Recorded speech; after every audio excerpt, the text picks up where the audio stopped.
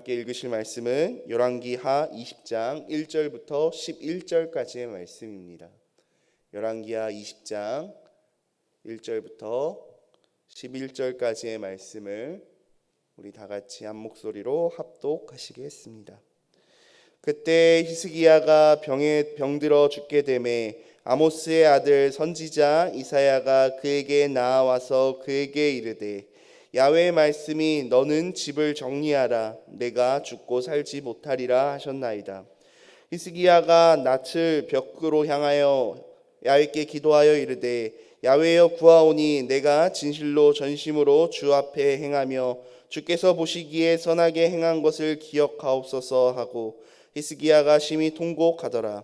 이사야가 성읍 가운데까지도 이르기 전에 야훼의 말씀이 그에게 임하여 이르시되 너는 돌아가서 내 백성의 주권자 히스기야에게 이르기를 왕의 조상 다윗의 하나님 야훼의 말씀이 내가 내 기도를 들었고 내 눈물을 보았노라.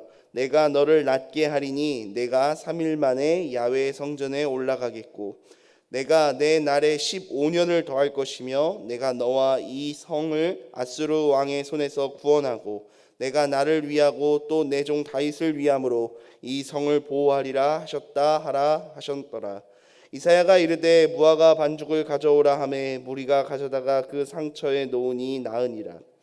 히스기야가 이사야에게 이르되 야훼께서 나를 낫게 하시고 3일 만에 야훼 성전에 올라가게 하실 무슨 징표가 있나이까 하니 이사야가 이르되 야훼께서 하신 말씀을 응하게 하실 일에 대하여 야훼께로부터 왕에게 한 징표가 이말이이다. 해 그림자가 10도를 나아갈 것이니까 혹은 10도를 물러가게 할 것이니까 하니 히스기야가 대답하되 그림자가 10도를 나아가기는 쉬우니 그리할 것이 아니라 10도가 뒤로 물러갈 것이니이다 하니라. 선지자 이사야가 야훼께 간구하매 아하스의 해 시계 위에 나아갔던 해 그림자를 10도 뒤로 물러가게 하셨더라. 아멘. 오늘 이 열왕기하 본문을 가지고 이 아침 짧게 말씀을 나누고자 합니다. 최근 인기리에 방영되었던 재벌집 막내 아들이라는 드라마가 있었습니다. 보셨는지 모르겠습니다. 주인공이 과거로 회귀하여서 여러 가지 사건과 문제를 풀어내서 미래를 바꾼다 이런 내용인데 그동안 역대 그 지상파가 아닌 케이블에서 방송됐던 드라마들 중에 역대 3위의 시청률에 달할 만큼 놀라운 성적과 또 놀라운 사랑을 받았다라고 합니다. 시간을 거슬러가는 그러한 과거로 돌아가는 그러한 내용을 다루는 영화나 드라마를 우리가 종종 텔레비나 혹은 극장에서 보지 않습니까? 그러한 영화들이 우리에게 인기가 있는 이유는 무엇일까요? 그것은 우리의 삶에는 항상 과거에 대한 아쉬운 기억이 있기 때문일 것입니다. 이미 내가 해버린 말들, 행동들, 그리고 아쉬운 선택과 결정들에 대한 아쉬운 기억들이 우리에게 있습니다. 저 또한 그런 순간이 있습니다. 그러다 보니 누가 나에게 한 번만 더 기회를 주어진다면 오늘 본문의 히스기야처럼 15년만 누군가가 나에게 한 번에 더 기회를 주어진다면 더 잘할 수 있을 텐데 이런 생각을 누구나 한 번쯤은 해보는 것 같습니다. 오늘 우리가 읽은 히스기야 왕, 오늘 본문의 히스기야 왕이 그랬습니다. 중한 병에 걸려서 이제 세상을 떠나야 되는 상황에 그가 처하게 되었습니다. 그는 필사적으로 그 상황 가운데서 하나님께 매달렸고 무려 15년이라는 시간을 하나님으로부터 더 받게 되는 것을 오늘 성경을 통해 우리가 볼 수 있습니다. 만약 하나님께서 우리에게도 시간을 좀 더 주신다면 우리는 정말 그 시간을 후회 없이 잘 사용할 수 있을까요?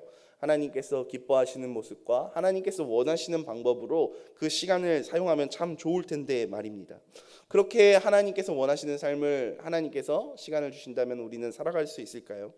자신의 수명의 한계를 넘어 덤으로 주어진 이 15년이라는 시간을 이 히스기야라는 왕이 어떻게 사용했는지 어떻게 살아갔는지를 보고 또 그것에 대하여 우리가 한번 이 아침 묵상해 보고자 합니다. 히스기야의 15년에는 빛도 있었고 어둠도 있었습니다. 정확한 변명은 알 수 없지만 오늘 본문 1절을 보니까 히스기야가 불치병에 걸려 죽게 되었다라는 것을 우리가 알 수 있습니다. 그런데 이런 절망적인 상황을 확인 사살시켜준 사람이 다름 아닌 하나님의 선지자 이사야였습니다. 이사야가 히스기야에게 와서 이야기하는 것입니다. 그가 죽을 것이다 라는 소식을 아주 냉정하게 전해줍니다. 1절에 보니까 이사야가 히스기야에게 이렇게 이야기합니다. 너는 집을 정리하라. 집을 정리하라 라는 말이 무엇입니까? 왕인 히스기야 자신이 죽고 난 후에 혼란을 막기 위해 후계자 문제와 같은 이러한 중요한 나라의 일들을 마무리해라. 너의 인생을 정리해라 라는 말입니다. 이렇게 이사야가 전해준 하나님의 말씀은 히스기야에게 있어서 너무나도 큰 충격이었을 것입니다. 왜냐하면 당시 이 히스기야가 왕으로 있던 남유다라는 나라는 매우 외세로부터 위험한 그러한 상황 가운데 있었기 때문입니다. 당시 북이스라엘을 멸망시킨 강력한 아수르라는 나라가 있었습니다. 이 아수르의 군대가 북이스라엘을 멸망시키고 이제 남유다로 서서히 유다의 성읍들을 짓밟으면서 압박해오는 이러한 긴장된 상황이었습니다. 그러니까 나라가 언제 사라질지 모르는 풍정등화와 같은 그런 상황 가운데서 왕인 히스기야가 이사야를 통해서 이러한 음성을 듣게 되었다라는 것이죠. 그 중심에 있던 남유다의 왕 히스기야는 자신의 목숨이 얼마 남지 않았다라는 이 사실이 매우 충격적이지 않을 수 없었습니다. 우리의 삶을 보아도 가장 인생의 최악의 타이밍에 위기가 올 때가 있지 않습니까? 가장 돈이 필요할 때 돈이 없는 경우, 혹은 가장 시간이 없을 때 바쁜 일이 연달아 터지는 그러한 것들을 우리가 경험하지 않습니까? 히스기야도 왕으로서 나라가 가장 위기에 빠진 순간에 왕인 자신의 그 목숨이 생명이 시한부 인생이라는 잔인한 판정을 받아버린 것입니다. 맥이 탁 풀려버리고 정말 무너질 수밖에 없는 그러한 상황입니다. 어디서 이상한 사람 좀 별로 중요하지 않은 사람이 와서 당신의 인생을 정리하십시오라고 이야기하면은 저 사람 원래 그런 사람이니까 하고 그냥 넘겼을지도 모르지만 하나님의 사람인 이사야 선지자가 와서 당신 이제 곧 죽을 겁니다. 당신의 인생을 정리하세요라고 하니까 히스기야가 어쩔 줄 몰라 하는 것입니다. 그래서 그는 그 순간 하나님 앞에 나와 기도하기 시작합니다. 그가 이렇게 기도합니다. 하나님, 내가 진실로 전심으로 주님께서 보시기에 선한 일을 행하였던 것을 기억해 주세요. 내가 살아생전에 하나님 앞에서 선한 일을 했던 것을 하나님께서 기억해 주십시오 라고 히스기야가 하나님 앞에 기도하기 시작합니다. 그는 죽어야 하는 자신의 형편이 너무 억울하다고 하나님 앞에 따지거나 원망하지 아니하였습니다. 그는 그저 자신이 주님 앞에서 정직하게 행하였던 그것을 하나님께서 기억하여 주십시오 라고 기도하고 있습니다. 실제로 히스기야라는 왕이 어떤 왕입니까? 다윗 이후에 무려 300여 년 만에 나오는 믿음이 가장 좋은 왕이다라고 성경은 이 히스기야에 대해서 소개하고 있습니다. 그는 훌륭했던 여호사밧 이래로 가장 넓고 큰 영적 개혁을 실행한 왕입니다. 자기 아버지에 의해 폐쇄되었던 성전의 문을 다시 열고 그 성전을 다시 복구시켰으며 예배를 회복시켰습니다. 또한 그때까지 지켜지지 않았던 유월절을 나라 전체가 이 히스기야 왕 때 지키기 시작했고, 우상 숭배의 근거지인 신당들, 산당들을 다 폐하였던 왕, 그 왕이 바로 히스기야였던 것입니다. 물론 히스기야는 지금 그 모든 선행들에 대한 보상 차원에서 하나님, 내 생명을 연장시켜 주십시오 라고 요구하는 것이 아닙니다. 다만 그는 자신이 지금 하나님께서 세우신 왕으로서 하나님의 영광을 위하여 최선을 다하는 삶을 살았다라는 사실을 말씀드리기 위하여 하나님의 뜻을 이루기 위하여 애쓴 종에게 자비를 베풀어 달라고 겸손하게 하나님 앞에 기도하고 있는 것입니다. 이러한 기도는 아무나 할 수 있는 기도는 분명히 아닙니다. 이런 위기의 상황에 이런 기도를 할 수 있다라는 것은 굉장한 믿음의 사람이 아닌가 싶습니다. 왜냐하면 이러한 기도는 평생을 하나님의 말씀을 중심으로 하나님의 뜻을 따라 살았던 사람만이 할 수 있는 기도이기 때문입니다.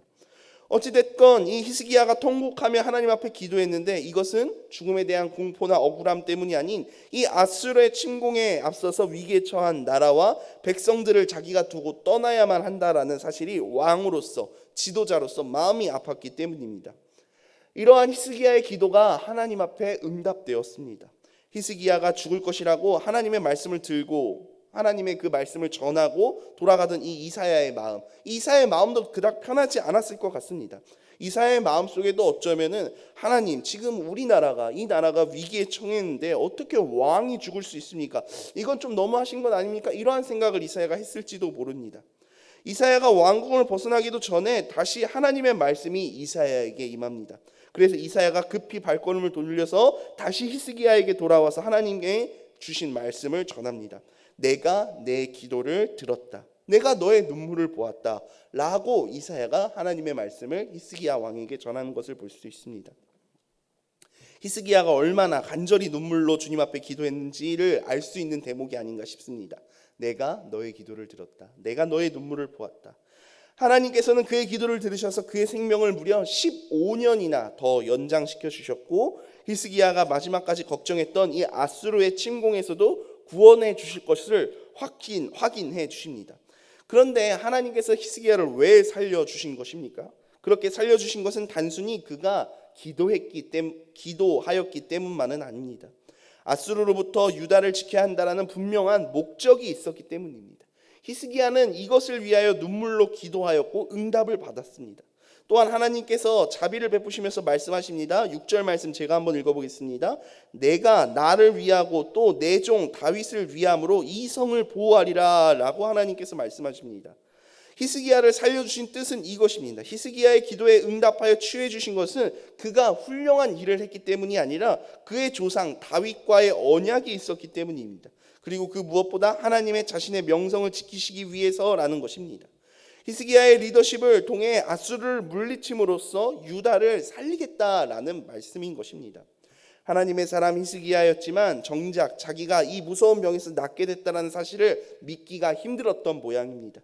그래도 하나님은 그를 탓하지 않고 실제로 눈으로 확인할 수 있는 그 표적을, 징조를 보여주십니다. 어떤 징조입니까? 우리가 너무나도 잘 알고 있는, 우리에게 너무나도 유명한 그 해시계가 그 뒤로 10도 물러가는 사건입니다. 이 해시계는 아스 왕 때 만들어진 것인데, 해가 이제 그림자를 통해서 이제 시간을 재기 위해 당시 궁전의 계단 옆에다가 기둥을 세워놓고 그 기둥에 이제 그림자가 지지 않겠습니까? 그 그림자를 통해서 이제 나아가는 시간을 측정하는 그러한 기구가 바로 이 해시계였습니다. 즉 다시 말해서 해시계가 앞으로 가는 것은 당연하지만, 그 그림자가 앞으로 이렇게 가는 것은 당연하지만, 오늘날로 치면 시계바늘이 거꾸로 도는 것과 같은 일이죠. 히스기야는 해 그림자가 시간에 따라 앞으로 진행되는 것은 너무나도 자연스러운 일이니 그것보다는 뒤로 물러가는 것을 보여주십시오 라고 이사야에게 이야기합니다. 해 그림자가 10계단이나 뒤로 후퇴하였다라는 것은 자연 법칙을 초월하는 기적이기 때문에 그것이야말로 히스기야가 볼 때 이것은 하나님께서 하신 일이구나 라고 확신할 수 있는 근거가 될 수 있다라는 것이죠. 가나안 정복 전쟁 때 여호수아를 승리로 이끌기 위하여 태양을 멈추셨던 그 하나님께서 이번에는 히스기야를 위하여서 해 그림자를 뒤로 물리시는 그러한 사건이 벌어진 것입니다. 이렇게 해서 하나님의 기적으로 다시 살게 된 히스기야는 하나님의 인도하심 아래 이 남유다라는 나라를 크게 번창시킵니다. 히스기야의 탁월한 경제 정책을 펼쳐 이제 온갖 보물과 산물들과 그것을 둘 거대한 창고를 세워 그것을 가득 채울 정도로 국가의 재정을 풍요롭게 했다라고 성경은 기록하고 있습니다. 또한 그 당시 아주 중요한 자산이었던 가축들이 너무나도 많아서 그 가축들을 따로 수용할 외양간을 따로 두었다라고도 성경은 기록합니다. 그리고 다윗성으로 거대한 지하수로를 연결하여 물을 공급하는 공사 또한 잘 이루어냈고, 이렇게 함으로써 히스기야와 유다 백성들은 자신감을 얻게 되었습니다. 하지만 이러한 자신감이 결국은 지나치게 되어 교만이 되어 나중에는 실수를 하는 모습을 볼 수 있습니다. 유다왕 히스기야가 중병에 걸렸다 기적적으로 고침을 받았다라는 소식이 이 남유다뿐만 아니라 온 세계 가운데 이제 널리 퍼지게 됩니다. 게다가 병에서 일어난 히스기야가 대단한 리더십을 발휘하여서 이 나라를 부강하게 만들었다라는 소식 또한 온 나라 가운데 빠르게 퍼졌습니다. 그 중에 바벨론의 왕 브로닥 발라단이라는 사람이 있는데, 그 사람도 그 소식을 듣고 유다에 사신을 보내는데, 문제는 바로 여기서부터 시작됩니다.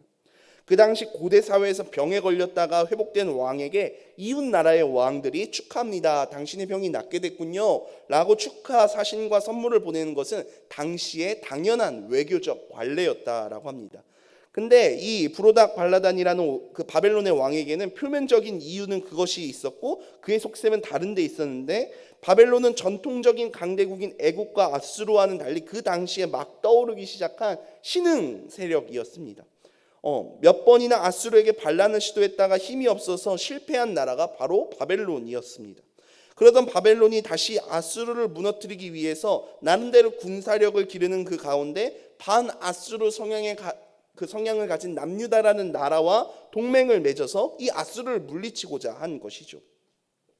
아수르에게 과감히 대항하는 이 히스기야 왕이 날로 커져가는 이 유다의 나라를 바벨론이 볼 때는 이용하기에 충분한 가치가 있다라고 생각했던 것 같습니다. 뛰어난 왕이었던 히스기야가 그런 바벨론의 숨은 속셈을 몰랐을 리가 없습니다. 아수르의 위협에 시달리던 유다에게도 바벨론과 같은 강력한 동맹이 필요했을 것입니다. 게다가 지리적으로 멀리 떨어진 바벨론이었기 때문에 결코 우리나라 그 남유다를 위협하는 세력이 되지 않을 거라 판단해서 이 남유다는 바벨론의 접근을 허용합니다. 그뿐만이 아니라 오늘 본문의 14절 15절을 보면은 히스기야가 바벨론의 사신들에게 나라의 보물창고와 무기고를 활짝 열어서 다 보여주었다라는 장면이 나옵니다. 그 이유가 무엇입니까? 그가 바보라서 혹은 너무 흥분해서 즉흥적으로 그렇게 한 것이 아닙니다. 유다가 바벨론과 동맹을 맺게 된다면은 우리도 이 정도의 힘이 있어, 우리가 가진 게 이만큼이나 많아라는 것을 과시하여 처음부터 이 바벨론이라는 나라의 동맹을 맺기 전에 이 바벨론의 나라의 그 길을 꺾기 위해서 한 행동이었습니다. 하지만 이것은 매우 어리석은 행동이었죠. 성경은 이러한 히스기야의 행동이 교만으로부터 시작되었다라고 말씀하고 있습니다. 사람이 어려울 때는요, 그 하나님밖에 없는 것처럼 간절히 기도하지만 막상 자신의 그 위기를 넘기고 나면은 자신이 잘나서 똑똑해서 된 줄로 착각하고 살아가기가 참 쉽지 않습니까? 어려운 시절에 그 은혜를 잊어버리고 성공의 원인을 자기의 그 공로로 돌리려고 합니다. 히스기야가 그러하였습니다. 하나님의 은혜로 불치병에서 치유를 받고 나라의 군사력과 경제력을 강하게 할 수 있었던 것임에도 불구하고 그는 그 공로를 자기가 취하려고 하는 그 교만을 품었다라는 것이죠. 오늘 본문과 그 동행 구절에 있는 역대하 32장에 보면은 바벨론에서 사절단이 와서 그의 나라가 이룬 기적을 묻는 장면이 나옵니다. 그러니까 어떻게 그렇게 중병에서 살아나서 이 남유다라는 나라를 그렇게 강하게 이렇게 만들 수 있었습니까? 라고 묻는 장면이 나옵니다. 그때 히스기야는 자신을 살려주신 하나님의 은혜와 하나님의 능력을 하나님께서 하셨습니다 라고, 하나님께서 이 유다를 지키고 계십니다 라고 바벨론 앞에 당당히 이야기하여야 했음에도 불구하고, 하지만 히스기야는 그렇게 하는 대신 보물창고와 그의 무기창고를 열어서 자신의 세력과 자신의 군사력과 힘을 과시했다라는 것입니다. 결국 이것은 바벨론 사절단 앞에서 자신이 하나님보다 세상의 보물과 무기들을 더 자랑스러워하고 신뢰한다라는 것을 증명하고 보여준 셈이 된 것입니다. 하나님의 종인 그가 다른 나라의 왕들과 전혀 다를 게 없음을 스스로 나타낸 것이죠. 오늘날 교회와 성도도 마찬가지입니다. 하나님의 은혜와 하나님의 능력을 간증하고 나를 지키시는 그 하나님을 당당히 세상 가운데 선포해야 하는데, 이 히스기야와 같이 세상과 똑같은 가치를 가지고 그것을 내가 이만큼 갖고 있습니다 라고 자랑한다면 그것은 무언가 잘못된 증거가 되는 것이죠. 어쨌든 결국 이러한 태도는 결국 하나님의 진노를 사게 됩니다. 히스기야가 바벨론의 사신들을 환대하면서 나라의 보물고와 무기고를 다 보여줬다라는 소식을 들은 그 이사야는 즉시 히스기야에게 쫓아가 이렇게 이야기합니다. 14절과 15절에 그 내용이 나오는데요, 여기서 이사야가 세 가지 질문을 히스기야에게 던지는데 답을 듣기 위한 것이 아니라 히스기야 스스로 그 행한 일을 한번 생각해보고 돌이켜보고 깨닫게 하기 위하여서 그러한 목적을 가지고 질문을 합니다. 첫 번째 질문은 이렇습니다. 이사야가 히스기야에게 한 그 첫 번째 질문은 이 사람들이 무슨 말을 하였습니까? 라고 질문합니다. 이 질문은 바벨론 사신들이 히스기야가 체험한 기적과 치유에 대하여 물었을 텐데, 왕은 하나님의 은혜에 감사하여 영광을 하나님께 돌리지 않고 자신의 세상적인 힘을 과시함으로 하나님을 모욕했다라는 이사야의 질책인 것입니다. 둘째로 이렇게 이사야가 질문합니다. 어디서부터 이것들이 왕에게 왔나이까? 이것 또한 이사야가 몰라서 물어본 것이 아니죠. 바벨론은 아수르와 다를 바 없는 사악하고 교활한 세력인데 그 실체를 아느냐고 질문한 것입니다. 그런데 히스기야는 철없이 먼 지방 바벨론에서, 먼 지방이라고 이야기를 합니다. 나중에 알게 되듯이 거리와 상관없이 결국 이 바벨론은 남유다를 멸망시키러 쳐들어오게 되는 그러한 사건이 일어나게 되죠. 세 번째, 그들이 왕궁에서 무엇을 보았나이까? 라고 이사야가 질문합니다. 이것은 아수르 못지않게 악한 제국인 바벨론에게 나라의 보물고와 무기고를 다 보여준 히스기야의 어리석고 경솔한 처사에 대한 책망이 담겨 있는 질문입니다. 믿음의 사람도 교만해지면 순식간에 이러한 어리석은 행동과 말을 할 수 있다라는 것입니다. 히스기야의 대답을 들은 이사야는 곧 하나님의 진노와 심판의 말씀을 히스기야에게 17절과 18절에서 전하는 것을 볼 수 있습니다. 이 말씀은 히스기야가 아수르를 대항하여 동맹으로 삼으려고 하는 그 바벨론에게 오히려 당신의 나라가 멸망당하게 될 것입니다 라는 말씀입니다. 히스기야가 자랑하며 과시했던 그 많은 보물들은 남김없이 바벨론으로 옮겨질 것이며 히스기야의 아들들 중에는 바벨론의 포로로 잡혀가서 환관이 되는 그 시종이 되는 사람이 있을 정도로 비참하게 될 것이다 라는 내용입니다. 그런데 이사야가 선포한 이 하나님의 심판을 히스기야는 겸손하게 받아들입니다. 히스기야는 그래도 영적으로 깨어있던 사람이었기에 즉시 자신의 교만을 뉘우치고 회개했습니다. 그래서 하나님의 무서운 심판이 히스기야 생전에는 내려지지 않아야 했고 하나님께서는 그 심판을 미루어 주신 것입니다. 하나님의 말씀은 그 생명의 말씀이지만 때로는 심판의 말씀, 특히 거북하고 껄끄러운 말씀일 때가 우리에게 종종 있습니다. 성경을 읽어보면 왜 이렇게나 그러한 어려운 말씀들이 많이 있는지, 그러나 그렇더라도 그것을 우리는 아멘으로 받아들여야 합니다. 왜냐하면 그것이 결국은 나를 살리는 길이기 때문입니다. 때로는 내가 하나님 보시기에 잘못된 길을 갈 때 하나님 무섭게 저희를 질책할 수 있습니다.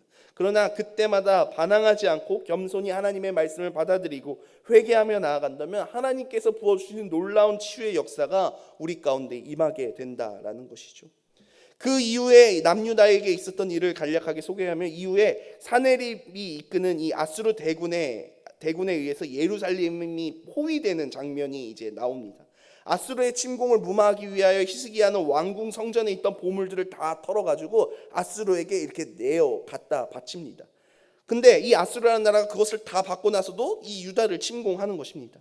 하지만 하나님의 기적의 역사로 인하여서 18만의 이 아수르 대군이 하룻밤 사이에 전멸하게 되고 유다는 기적적으로 살아남게 됩니다.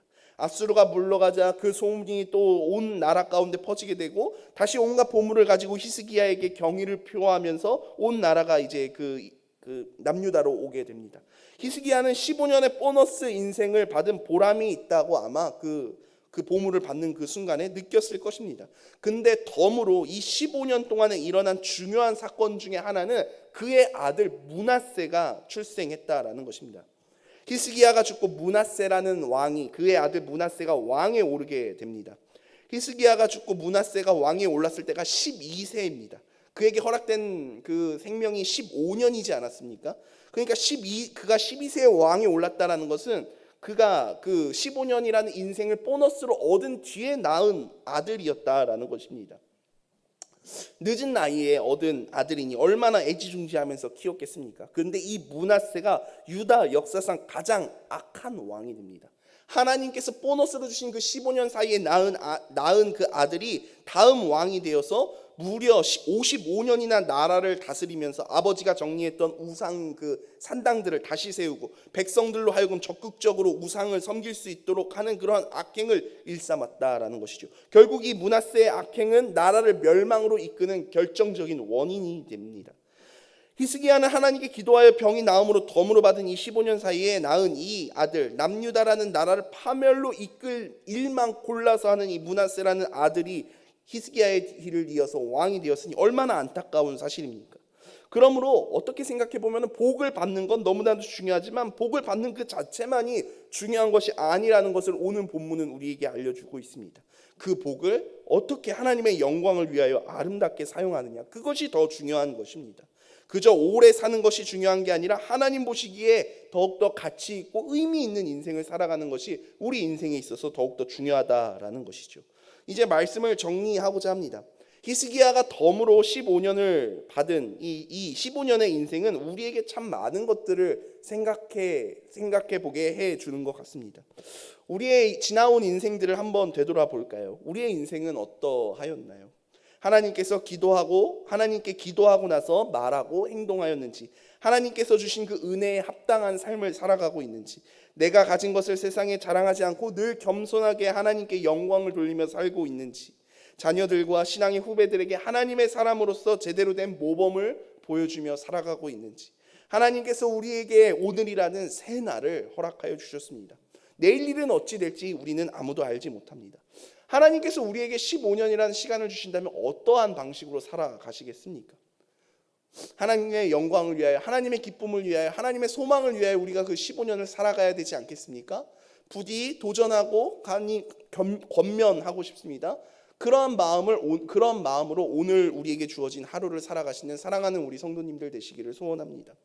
하나님의 영광을 위하여, 하나님의 기쁨을 위하여 나에게 15년의 시간을 주시면은 내가 그렇게 그 15년을 살아가겠습니다 라는 그 마음을 오늘 하루 가운데 쏟아냈고, 오늘 하루를 하나님께서 나에게 허락하신 이 하루 가운데 내가 하나님의 영광을 위하여, 하나님의 기쁨을 위하여, 하나님의 소망을 위하여 하나님의 마음을 시원케 해드리는 이 시대 가운데 하나님께서 찾으시는 그 한 사람의 모습으로 하나님, 내가 나아가 하나님께서 기뻐하신 일만 행하며 나아가는 그러한 제가 되겠습니다 라고 오늘 이 시간 결단하시고, 그러한 모습으로 오늘 하루를 살아가시고 하나님께 기쁨과 영광 돌리시는 사랑하는 우리 여의도 순복음 송파교회 성도님들 한 사람 한 사람이 되시기를 주님의 이름으로 축원합니다. 제가 기도하겠습니다. 사랑과 은혜가 많으신 아버지 하나님, 감사합니다. 하나님, 오늘 이 히스기야 왕의 이야기를 통하여서 하나님, 우리가 생각하기를 원합니다. 하나님께서 베풀어 주신 그 15년이라는 그 은혜를 통하여서, 은혜의 시간을 통하여서 하나님의 영광을 위하여, 하나님의 기쁨을 위하여 나아가야 함이 분명함에도 불구하고 히스기야 왕의 빛과 어둠을 우리가 살펴보았습니다. 하나님, 우리에게 베풀어 주신 그 놀라운 은혜가 우리의 삶 가운데 넘쳐남을 고백합니다. 하나님, 그 은혜, 베풀어 주신 그 은혜를 하나님, 우리의 어떤 공로와 우리의 힘으로 이룬 것이라고 착각하며 살아가지 않는 저희가 되게 하여 주시옵시고, 하나님께 영광 돌리고 하나님의 나라와 하나님의 의를 위하여 힘쓰고 애쓰며 나아가는 사랑하는 주의 자녀들, 그러한 저희들이 될 수 있도록 주님 축복하시고 함께 하시고 인도하여 주시옵소서. 오늘 하루의 삶도 주님 손에 온전히 맡겨드립니다. 하나님께서 원하시는 생각을 하고, 하나님께서 바라시는 말을 하고, 하나님께서 원하시고 바라시는 그 뜻과 행동을 품고 나아가는 사랑하는 우리 모두가 될 수 있도록 주님 축복하시고 함께 하시고 인도하여 주시옵소서. 사랑하는 주의 자녀들이 주님 앞에 나올 때 빈손으로 나오지 아니하고 귀한 예물을 구별하여 이 아침 올려드립니다. 하나님, 그 예물이 사용되는 곳곳마다 하나님의 나라와 지경이 넓어지는 놀라운 역사가 있을 수 있도록 주님 축복하시고 함께 하시고 인도하여 주시옵소서. 모든 것을 주님 손에 맡겨드리오며 이 모든 말씀 살아계신 예수님의 이름으로 간절히 기도드리옵나이다. 아멘.